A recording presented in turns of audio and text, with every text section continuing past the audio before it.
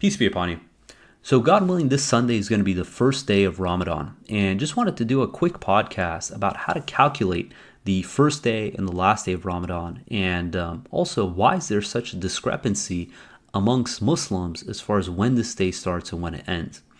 So, one of the big misconceptions is that some people believe that you have to physically witness the new moon with your own eyes. And then secondly, that they wait for certain regions. So let's say I'm in North America, but I want to make sure that in Saudi Arabia, they see the new moon. Therefore, I fast according to their timetables as opposed to where I actually reside. And this is contrary to what's in the Quran. In Surah 2, verse 185, it reads, "Those of you who witness this month shall fast therein." And keep in mind, it doesn't say witness the moon or witness, the new moon, the crescent moon, anything of that nature. It specifically says witness the month, meaning that if you see the moon or not, the month is going to change for you. And this corresponds to exactly where you're located. Just like, we pray according to sunrise, sunset, dawn in our location, in our where we reside. We don't follow the timetables of what's going on in Saudi Arabia or any other of these quote-unquote Islamic countries. And Ramadan is no different. In Surah 2, 189, and keep in mind, this is just a couple verses after the verses about Ramadan, it reads, "They ask you about the phases of the moon. Say they provide a timing device for the people and determine the time of Hajj." And then it uses this Arabic idiom where it says, "Do not enter homes through the back door." And this corresponds to the English idiom of "do not beat around the bush." So it continues, "It is not righteous to beat around the bush. Righteousness is attained by upholding God's commandments, and by being straightforward, you shall observe God that you may succeed." So God is telling us, these individuals who are asking about the phases of the moon, if they're beating around the bush to try to justify, some other commandment other than what's given by God, this isn't righteous behavior. So God tells us exactly, that if we witness this month, it's our obligation to fast, and we know exactly how to calculate Ramadan again, not only in 2019, but every year in the foreseeable future. And the way this is done is that the lunar calendar, the first day of a lunar calendar starts at sunset. And what you do is you can determine when is the new moon. And the new moon for every single person in the entire world happens at the exact same moment. And that's on May 4, 2019 at 22:45 Greenwich Mean Time.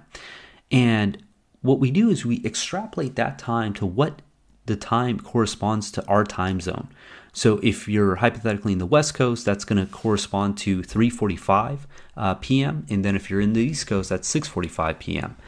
And if that time is before sunset of your location, therefore that night is the first night of Ramadan, and the following day is the first day you fast.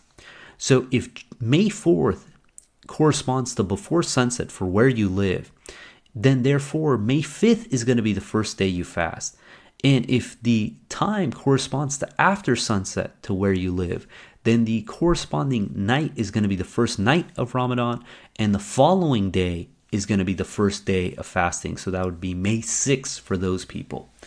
And it works the same for the end of Ramadan. So the new moon for the end of Ramadan is June 3rd, 2019, 10:02 a.m. Greenwich Mean Time.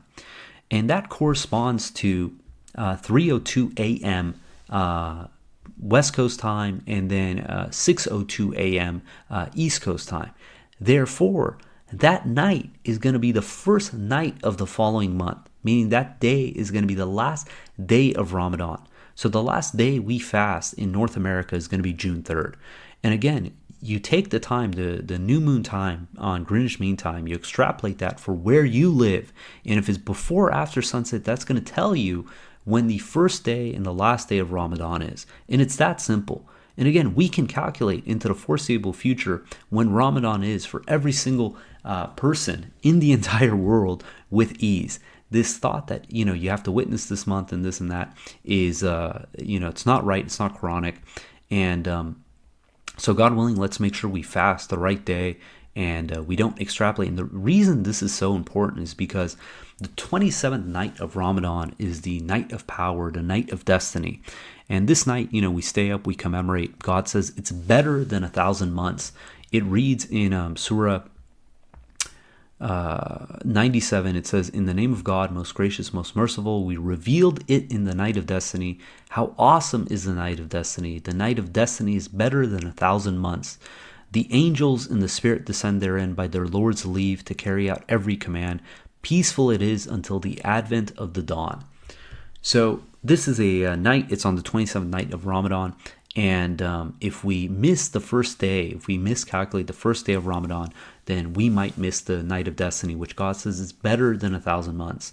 And the way I always thought about this is the fact that if you do one prayer, you say one